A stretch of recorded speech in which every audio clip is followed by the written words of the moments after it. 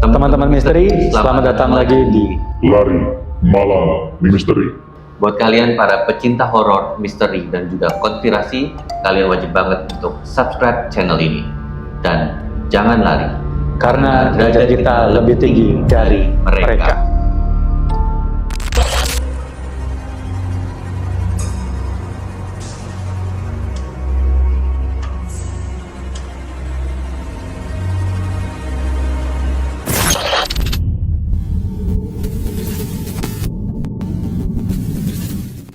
Al, gue mau nanya sama lo nih, lo pernah gak sih tinggal di rumah horor? Atau rumah angker lah? Rumah angker ya bang?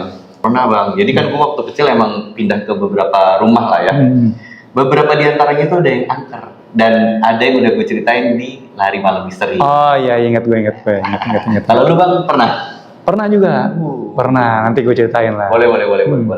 Tapi kali ini, kita mau ceritain apa nih? Iya, kayaknya seru nih kalau kita ngebahas rumah-rumah terangker yang ada di Indonesia. Bener banget, jadi pastiin kalian nonton sampai habis.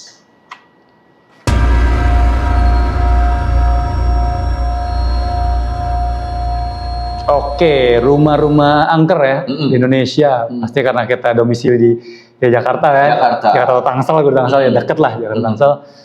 Yang paling gue inget pasti pas zaman gue SMA apa, gue lupa lah. Pokoknya kayak gue udah gede lah gitu. Rumah Pondok Indah. Ah, Rumah Pondok Indah. Sekitar tahun 2002 nih bang, kalau nggak salah. 2000 awal lah ya. 2002 gue SMP. Gue SD berarti kurang lebih. Iya. Bener.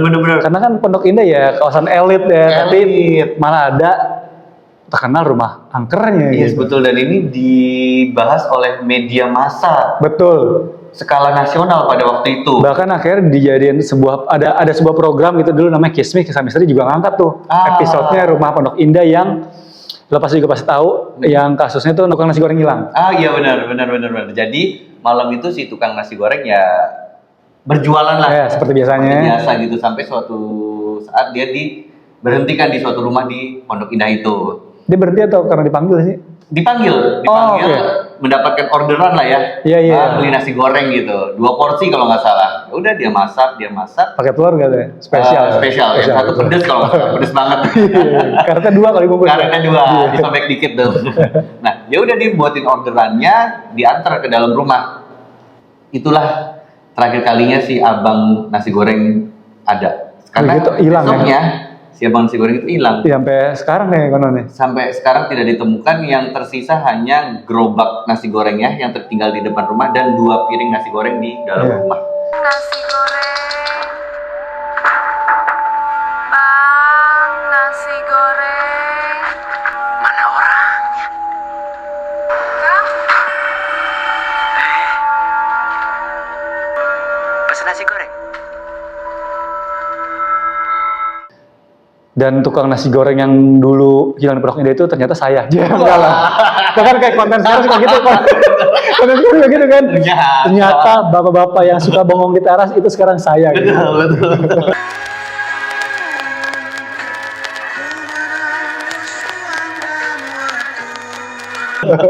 Iya. Jangan bercanda.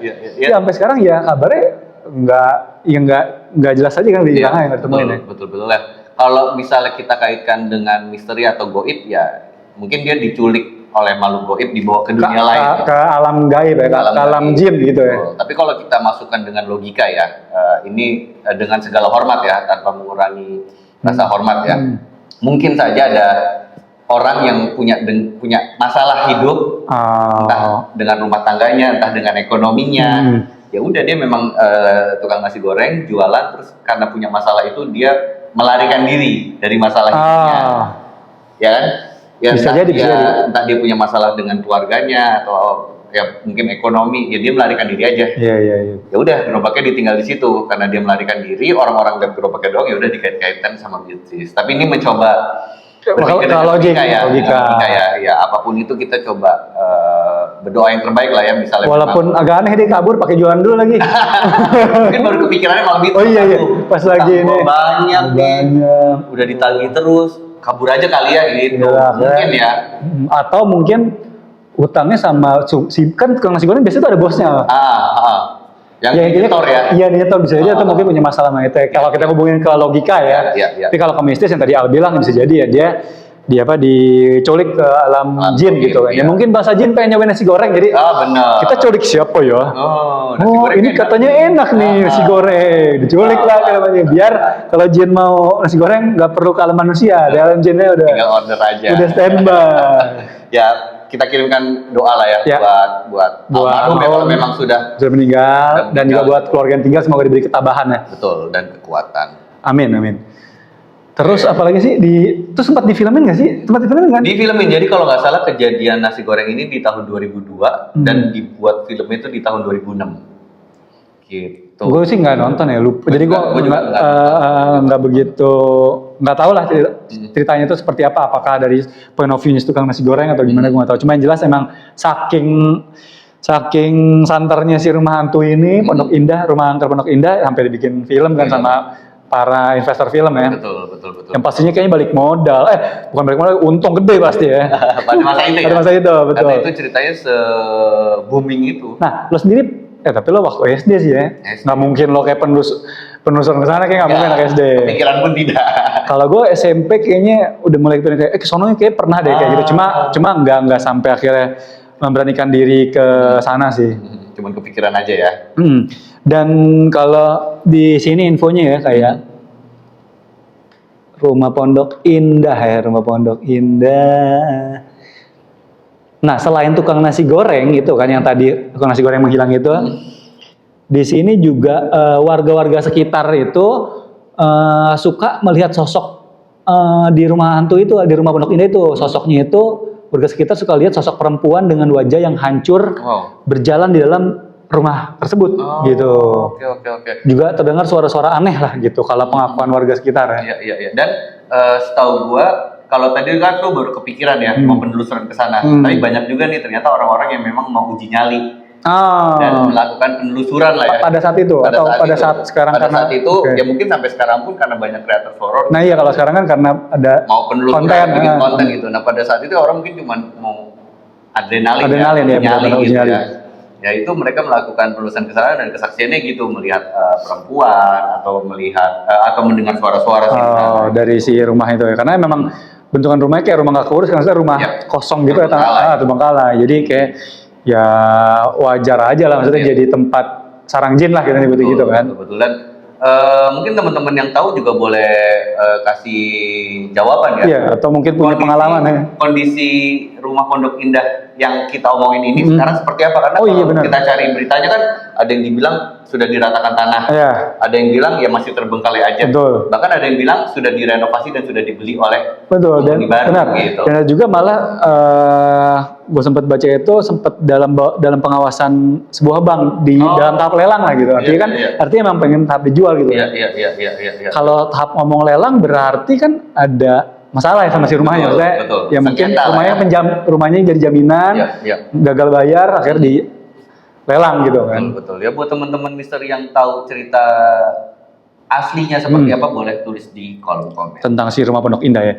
Satu nih yang kita tanya ya, lo tanya gue nanya lo. Kalau lo punya uang nih, kan Pondok Indah elit nih ya. Rumahnya gede, terus ternyata dijual murah. Jual murah banget nih kan. Lo mau beli apa enggak? Beli. Nanti kita tapping Lari Malam Misteri di sana. Cakep. Langsung setan. Betul. Kita Sama kalau konsumsinya nasi goreng. Iya. Apalagi kalau gua ada duit banyak dikasih harga murah, ya belilah. Ya tinggal ngajiin gua, tinggal di ruqyah tuh rumah ya udahlah. Betul, karena derajat kita lebih tinggi dari mereka. Betul. Selamatannya pakai nasi goreng ya. Sama abang-abang kita panggil gerobak. Jadi langsung fresh tuh langsung. Iya. Oke, selanjutnya rumah apa lagi ya? Rumah yang kedua nih. Selanjutnya di Jakarta atau mana nih? Kita berpindah kota. Oke, pindah kota. Kemana nih? Ke Bandung. Oh masih dekat lah. 3 jam lah dari Jakarta ya. Tergantung kayak dulu deh. Kalau sekarang kayak macet gila. Kecuali naik bus. Setengah jam malah. 30 menit. Sampai sana. Nah ini juga mungkin teman-teman banyak yang sudah sering mendengar ya. Salah satu urban legend rumah angker di Indonesia. Tepatnya ada di Bandung. Apa rumah? Yaitu rumah kentang. Oh iya, ini malah kalau nggak salah ada juga di Jakarta ya. Ada yang di Jakarta ada yang di juga. Jakarta, yang di Bandung. Betul. Kalau nggak salah yang di Jakarta itu di Dharma Wangsa. Gue Lokasi lupa. persisnya ya. Cuma emang gue taunya di Bandung memang. Di Bandung dan di Jakarta. Nah, rumah kentang ini konon katanya dulu ada anak kecil yang masuk ke dalam kuali yang sedang masak kentang. Jadi si anak kecil ini meninggal tragis ya. secara tragis dan sering bergentayangan. Nah, orang-orang yang melintasi rumah tersebut sering mencium bau kentang katanya. Nah, ada dua versi. Ada yang bilang bau kentang itu kentang rebus, ada yang bilang kentang bakar. Kentang bakar. Iya, tapi belum ada yang terkonfirmasi di mana yang betul ya, karena ada dua versi itu gitu ya. Ini katanya yaitu karena kejadian anak kecil meninggal di dalam kuali kentang itu. Waduh, Gitu. iya gue juga pernah denger kan, karena anak kecil ini emang biasa dihidangkan kentang sama nyokapnya kalau gue denger gitu kan. Kentang lah ya. Iya. Tadi gue kira Al tuh pengen bilang ada dua versi, satu kentang McD gitu namanya. Gak ada kentang, atau goreng, bakar, atau kentang rebus. Rebus gitu. Iya. Tapi mungkin rumah kentang ini kalau horor karena kejadian itu bisa dijadikan lucu kalau rumah kentangnya ini kentang. Iya. Agak maksa ya. Maaf. Namanya juga bapak-bapak, maaf. Berusaha. Gitu, berusaha. Kita applause dulu. Sudah berusaha. Tapi ngomong rumah kentang dengan rumah bau kentang ya. Kalau gue itu yang sepengetahuan gue, kalau bau kentang orang bilangnya itu, kalau bau kentang itu berarti sosok akan hadir sosok Gundurwo gitu. Kalau yang gue pernah dengar ya gitu sih. Iya. Kalau bau kentang nih, kan kalau kayak misalkan bau melati, Kunti bilang gitu. Kalau bau kentang tuh yang gue tahu dari omongan-omongan orang itu ya katanya ada Gundurwo gitu. Oh iya betul. Tapi iya sih, memang beberapa bau-bauan atau aroma ini tuh Jadi penanda kan, indikator adanya suatu makhluk ya. Iya. Kalau yang pernah gue dengar penanda adanya Gundurwo itu bau rokok katanya. Oh beda lagi, bau rokok. Rokok Samsu. Bisa jadi, karena kan Gundurwo itu sosok laki-laki kan. Betul. Pasti doyan rokok dan kopi mungkin. Kopi hitam. Americano. Plus mungkin kentang, paket lengkap mungkin. Jadi betul, ini bapak-bapak nih, si Gundurwo ada kentang, sambil mudut, rokok, kopi hitam. Betul. Masuk akal jadi. Tapi si rumah kentang itu warga sekitar penampakannya apa sih? Paling sering penampakannya anak kecil. Oh, si anak kecil yang korban Iya, itu. Betul, paling sering itu. Tapi ada juga beberapa kesaksian sering melihat penampakan wanita ya. Entah kenapa ya, kalau rumah angker itu identiknya Soal wanita ya. sosok hantu Perempuan ya. Benar-benar perempuan. Tapi kan kalau kita lihat background historinya anak kecil ya, jadi wajar lah kalau orang-orang lihat penampakan anak kecil gitu. Tapi kalau tiba-tiba ada penampakan perempuan ini, gue juga nggak ngerti sih. Mungkin dia mau jadi ibunya kali, ibunya yang masakin kentangnya kan. Betul. Kan kalau perempuan sosok keibuan nih muncul, melihat anak kecil, mengayomi, betul. Gitu. Berarti Bang Sajin ada mengayomi juga ya? Mengayomi. Oke. Kita next ke rumah selanjutnya, Bang. Rumah selanjutnya kayaknya masih di Bandung. Oke. Gue juga baru tahu nih ya, karena lihat ChatGPT gitu ya. Rumah Gurita. Baru pernah dengar nggak lo? Atau lo pernah dengar? Rumah Gurita. Gue pernah lihat gambar ada rumah di daerah Bandung. Yang memang di atasnya itu ada patung gurita segede betul. Makanya disebut rumah gurita. Tapi itu ceritanya di sini angker gitu dibilangnya. Oke. Jadi kalau di sini itu, kalau di Bandung ada rumah yang unik sekaligus menyeramkan. Mungkin uniknya itu tadi yang Al bilang, di atas rumah, bangunan rumahnya, bangunan fisiknya itu ada gurita nempok di atasnya gitu kan. Betul. Ini pemiliknya agak lain ya. Agak lain. Rumah gurita, oke. Terus uniknya itu rumah ini punya patung gurita di atasnya, dan banyak yang percaya rumah ini adalah tempat pemujaan. Nah ini dia nih unsur mistisnya. Banyak yang percaya rumah ini tempat pemujaan gitu loh, tempat apa ya? Sekte kali ya, sekte atau pemujaan gitulah. Pokoknya di dalamnya nggak bener lah gitu. Nah karena konon katanya perkiraan ini tuh semakin diperkuat karena banyak warga sekitar yang sering melihat penampakan orang berjubah hitam di situ. Jadi kan memang memperkuat, katanya kan memang pemuja setan. Iya, sekte. Itu yang mereka pakai jubah hitam kan gitu. Tapi kesaksian ini dibantahkan oleh tetangga sekitar. Ternyata katanya Bang, si rumah gurita ini punya pemilik. Oh, maksudnya ada orang yang ninggalin, Iya, betul. bukan rumah terbengkalai berarti ya? Bukan rumah terbengkalai pada saat itu ya, pada saat santer dibilang rumah pemuja setan gitu. Jadi tetangga menyampaikan bahwa rumah ini dimiliki oleh Pak Frans namanya. Oke, namanya Pak Frans. Nah, Pak Frans ini adalah penduduk Jakarta sebetulnya. Oke. Memang membangun rumah gurita ini untuk rumah singgah ketika mereka ke Ah, Bandung. lagi main ke Bandung jadi nggak usah nyari penginapan. Nah, kenapa ada gurita segede gaban di atas rumahnya? Iya. Itu karena memang Pak Frans ini suka dengan kesenian. Oh, anaknya nyeni banget Pak Frans. Si paling seni. Si paling seni. Gitu. Nah, tapi katanya belakangan Pak Frans memang sudah sakit-sakitan, jadi lebih sering berada di Jakarta dan tidak Nggak di tempat. berkunjung ke rumah Oh. gurita ini. Jadi agak terbengkalai lah, rumahnya kosong. Gitu. Jadinya juga ada kalau cerita dari tetangganya kayak ada yang suka ngelihat kan, ada yang suka masuk ke sana kan, karena emang rumah kosong. Ya pengakuan mereka ada yang lihat sosok lah, Iya. bahkan ada yang sampai diikuti katanya ke rumah kayak gitu-gitu sih. Oke. Sama ini apa namanya, konspirasi bahwa ini rumah pemuja setan tuh diperkuat sama kalau nggak salah si bangunan gurita ini, si rumah gurita ini ada di belakang suatu rumah yang nomor 6. Terus dikaitkan sama nomor setan. Oh, 6666. Ya, Iya, iya. 666. Jadi si rumah bukan rumah guritanya yang nomor 6 ya? Bukan, dia ada di Posisi di belakang rumah 6. bernomor 6 gitu. Masih ada berarti masih ada nggak sih bangunannya sekarang? Harusnya masih ya, tapi jujur gue belum pernah lihat secara langsung. Tapi kalau iya, kita makanya. googling rumah gurita itu langsung keluar. Iya, dan ada bener-bener si gurita warna hitam ya, warna hitam. Gue termasuk yang lumayan sering pulang pergi ke Bandung, belum pernah lihat secara langsung sih. Kayak menarik Bang. Gurita tuh- Kalau suatu saat kita Iya, coba perjalanan cari ke Bandung secara ya. langsung ya. Gurita itu bisa dimakan ya? Bisa dimakan kan ya? Gurita bisa dimakan kan ya? Bisa. Yang gue suka sih baby octopus ya kalau di sushi teh ya. Pakai saus padang bisa nggak pakai saus padang? Bisa. Iya. Oke. Bandung. Kita ngomongin Bandung, ada satu lagi Bang. Apaan? Rumah angker di Indonesia. Ini rumah yang dipakai syuting salah satu film horor tersukses lah ya. Iya. Pengabdi Oh, Setan. iya. Emang tuh di Bandung? Di Bandung pinggiran lah ya, pinggiran Bandung. ya. Pengalengan. Bandung agak sana lagi ya. Sana lagi lah ya. Pengalengan ya, Gitu. betul. Betul. Bandung. Jadi emang ini dasarnya rumah kosong. Iya. Dipakai syuting film Pengabdi Setan. Oke. Filmnya sukses, terus setelah selesai syuting ternyata dijadikan tempat wisata. Di tempat wisata 24 jam ya. 24 jam. Siapapun Buka. boleh datang. Betul, mau datang jam 1 pagi. Berarti jam justru pagi. si rumah akhirnya disebutnya rumah pengabdi setan. Berarti kayak Betul. tadi kayak rumah kosong aja mungkin tadi nggak santer ya maksudnya. Nggak santer. Rumah- Baru akhirnya viral gara-gara dijadiin lokasi Syuting. pengabdi setan. Betul. Dan tapi ada kisah horornya gak sih? Ya, karena memang dialami. akhirnya dijadikan tempat wisata kan jadi banyak orang yang ke sana ya. Ah.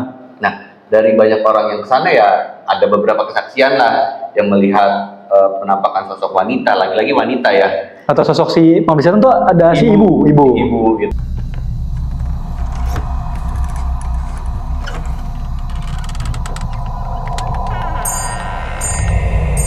Bu, Ibu sudah bisa bangun.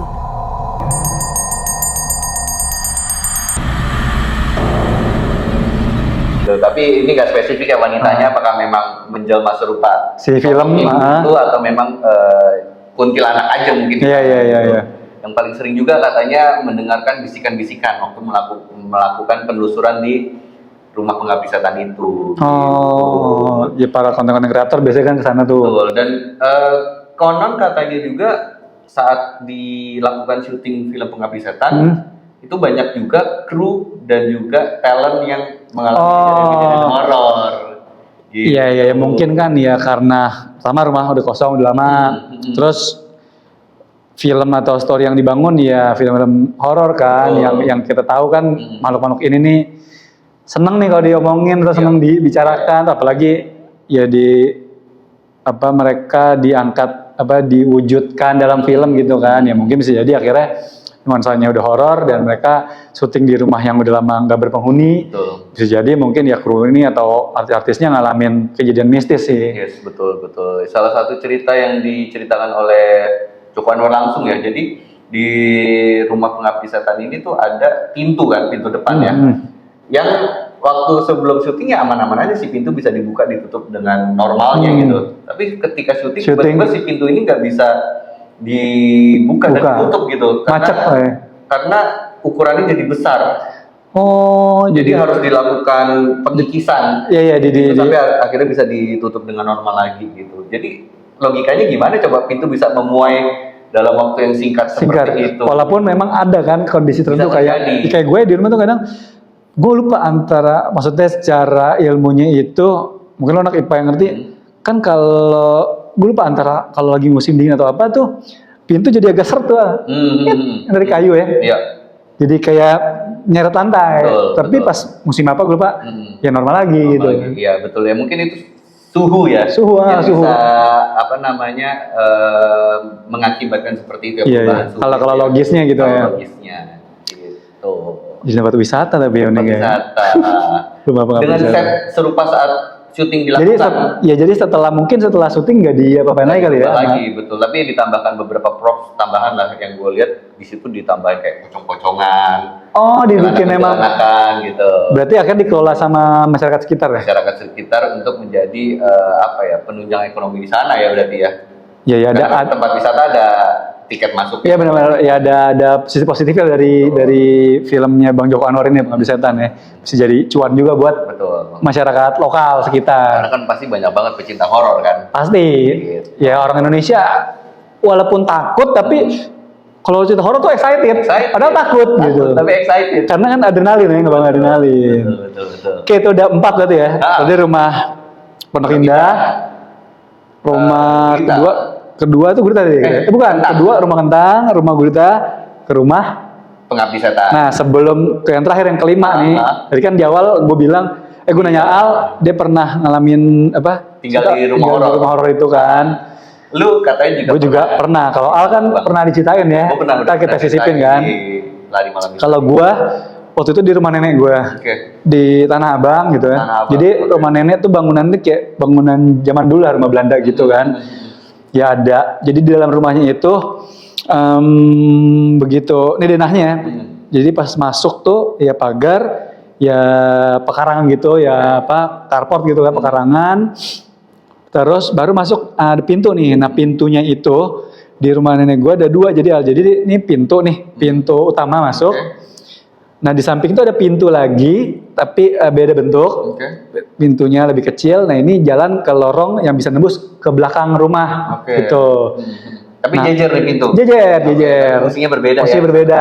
Pintu utama untuk ke ruangan. Langsung masuk ruang Satu tamu, dibuat satu buat langsung ke belakang gitu Lewat kan. lorong gitu ya. Lorong gitu, jalan setapak kecil lah gitu Ya. kan.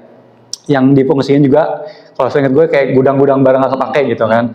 Nah terus ada juga dari pintu utama ini karena agak lebar gitu, ada lagi pintu, kita nyebutnya pintu samping lah, pintu samping gitu. Ada pintu, jadi ada beberapa pintu akses masuk gitu kan.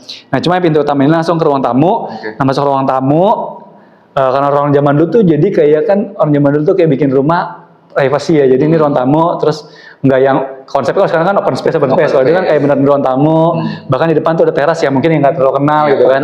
Nah dari ruang tamu ada pintu lagi nih, pintunya 2 gitu kan karena rumah jadul gitu, rumah Belanda. Pintunya yang didorong 2 gini. Pintu koboi. Tapi nggak ada kuncinya. Oke.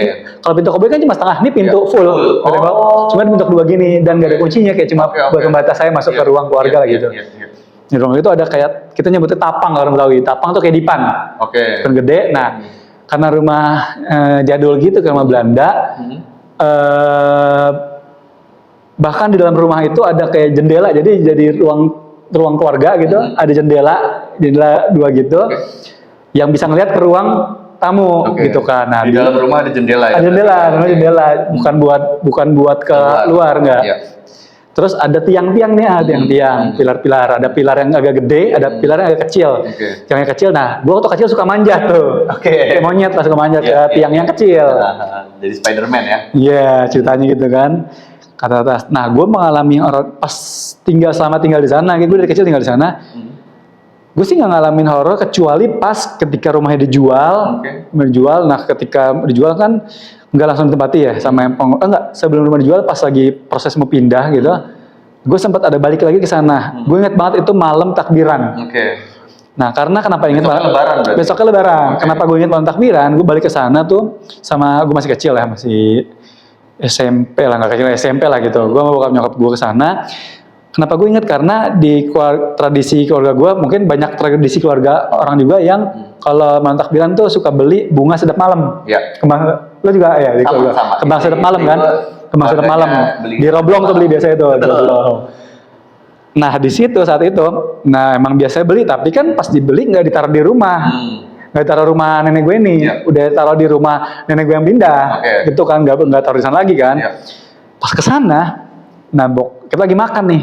Nah jadi taruh di meja makan. Meja makannya itu posisinya kalau duduk di sebelah sini, ngadepnya ke ruang keluarga. Kalau duduk sini, ngadepnya kelihatan tuh agak jauh ke dapur. Dapurnya itu juga pintu dua gini, tapi satu itu kebuka aja kan. Nah gue posisi duduk yang ke arah dapur.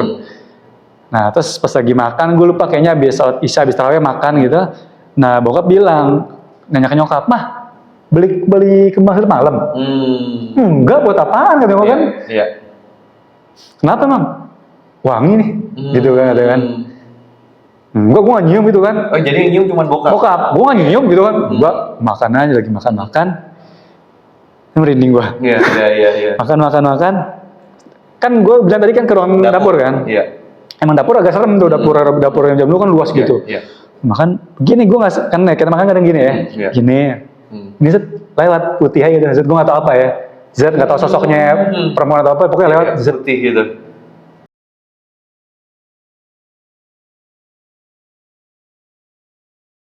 Itu sejak kecil sampai gue pindah itu SMP, itu pertama kali gue ngelihat sosok di rumah nenek gue itu. Walaupun kalau ceritanya itu dari om gue, tante gue itu banyak ceritanya. Kayak ada penghuninya itu ada kayak macan. Jadi waktu itu kan orang Betawi kan suka latihan silat habis isya gitu kan. Jadi sampai malam banget masih latihan silat, tiba-tiba digedor terus pada dengar suara aungan macan, pada kabur tuh.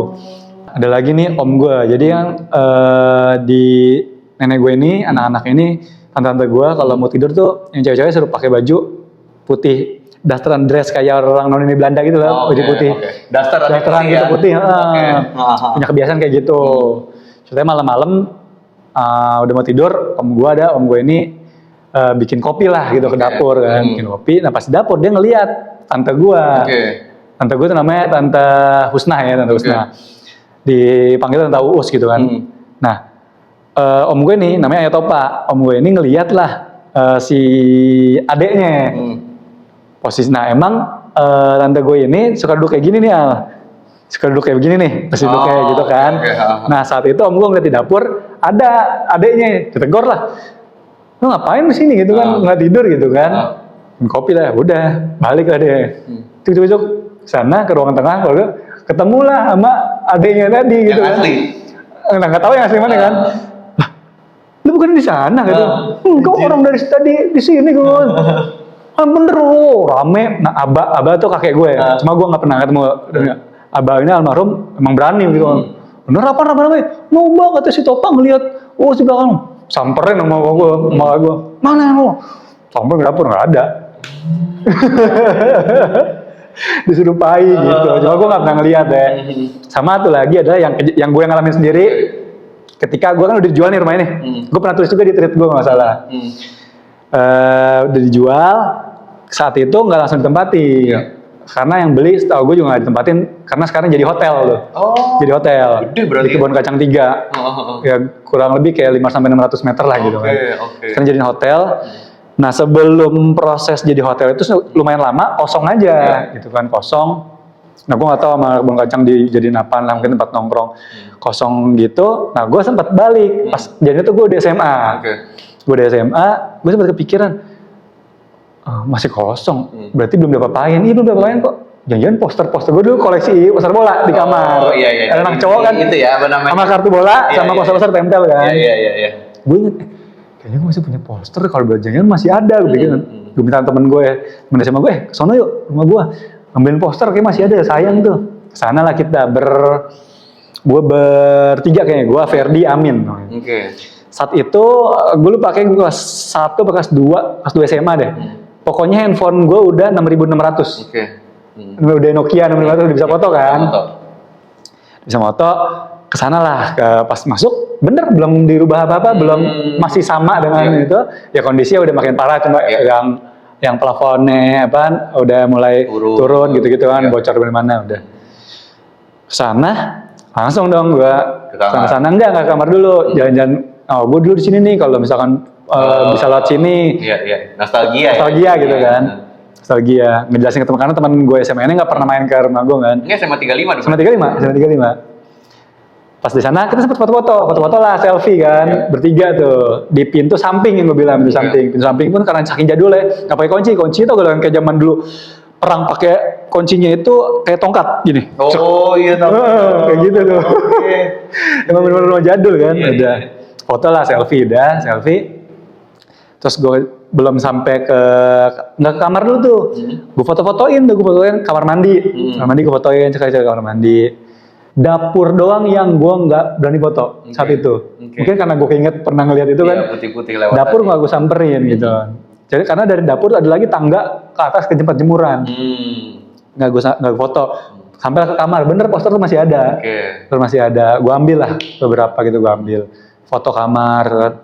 Itu udah gue foto-foto itu yang tadi gue inget kan, yang gue ceritain ada jendela di dalam rumah dan gak keluar tapi ke ruangan lagi. Jendela itu, gue foto jendela gue foto sama tempat tiang yang gue manjat. Gue foto. Nah deket tiang itu ada kamar.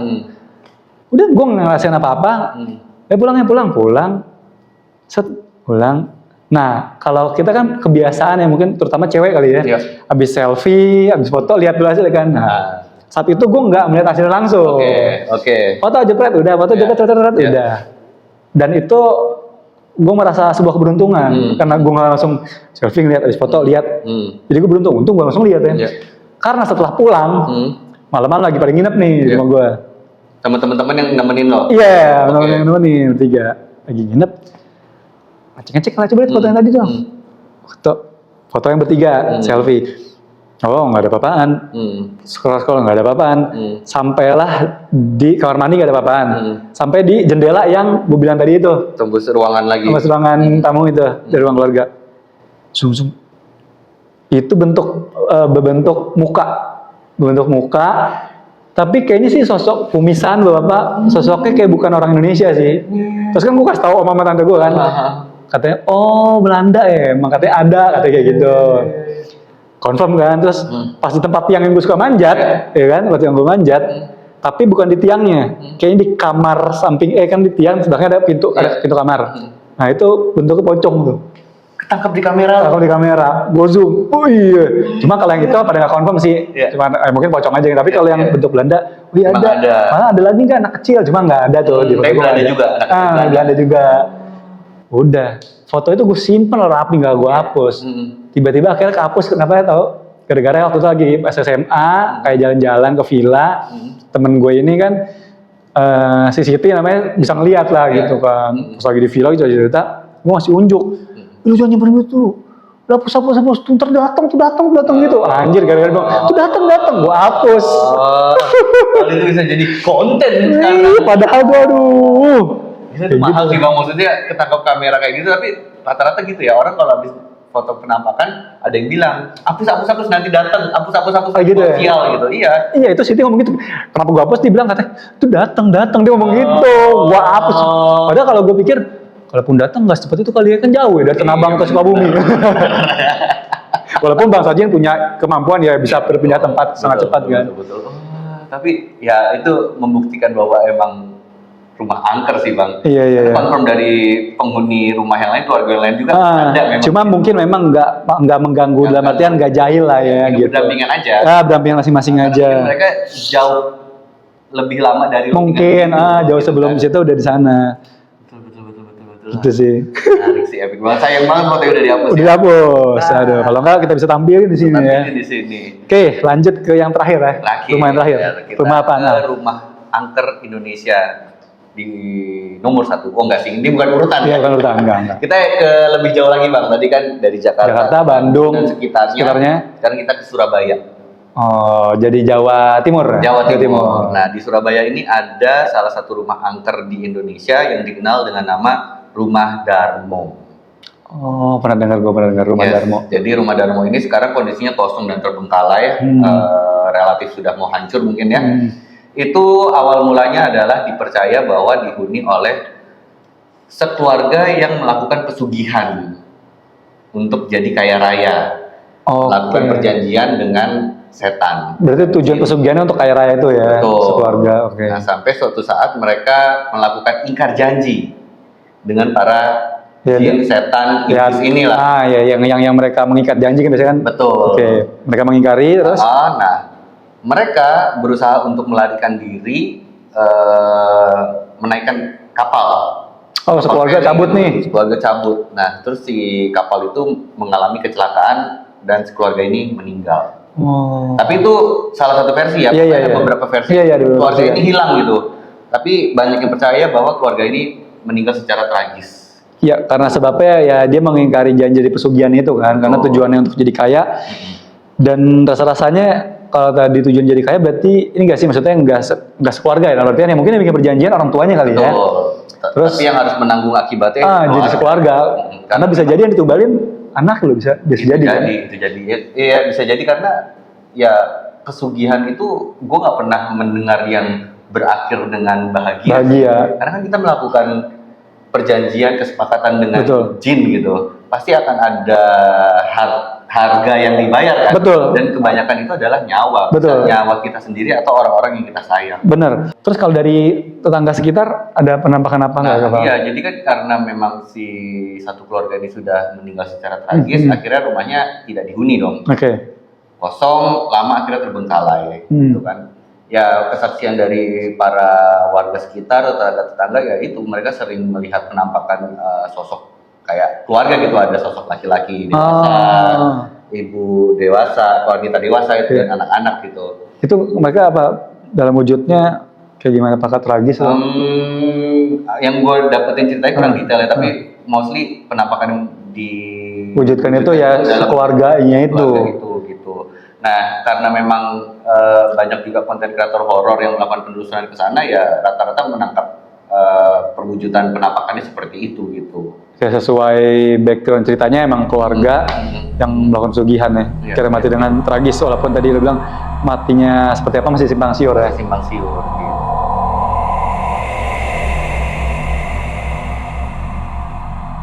Gitu. Ya itulah Bang, kurang lebih 5 rumah horor yang ada di Indonesia. Kayaknya kalau 5 aja nggak cukup sih Bang, pasti bakal banyak banget nih. Sebenarnya mungkin banyak ya di Indonesia. Tadi aja kita baru dari 3 kota, Jakarta, Bandung, Surabaya gitu.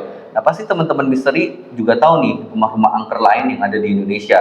Boleh dong sharing sama kita, tulis di kolom komen. Mungkin teman-teman yang dari daerah mungkin Kalimantan atau dari Papua mungkin kan ada. Karena gue jarang denger tuh ada kisah horor dari Papua ya. Oh iya. Biasa kebanyakan kan kisah horor dari tanah Jawa kan. Tanah Jawa. Betul. Sampai tahu ada. Nah atau mungkin kalau teman-teman juga mau membantah ya rumah angker gitu kayak yang tadi rumah gurita kan. Oh iya, dibantah sama tetangganya sendiri.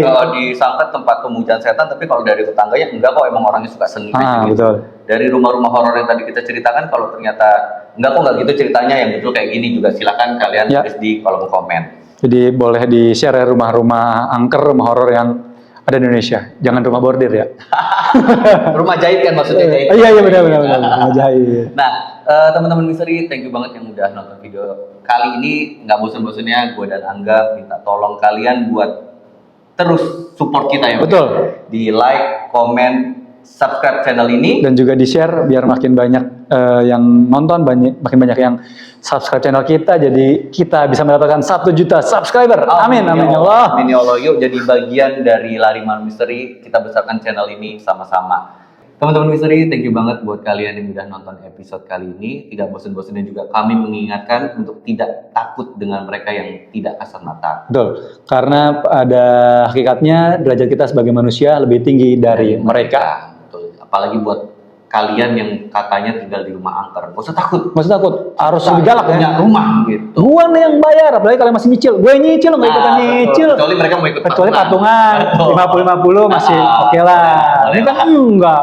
Yang DP lu, yang bayar cicilan lu, yang ngisi perebutan lu. Masa lu takut sama mereka gitu? Iya betul. Nah, jangan lupa buat nonton episode-episode yang lain dari Lari Malam Misteri.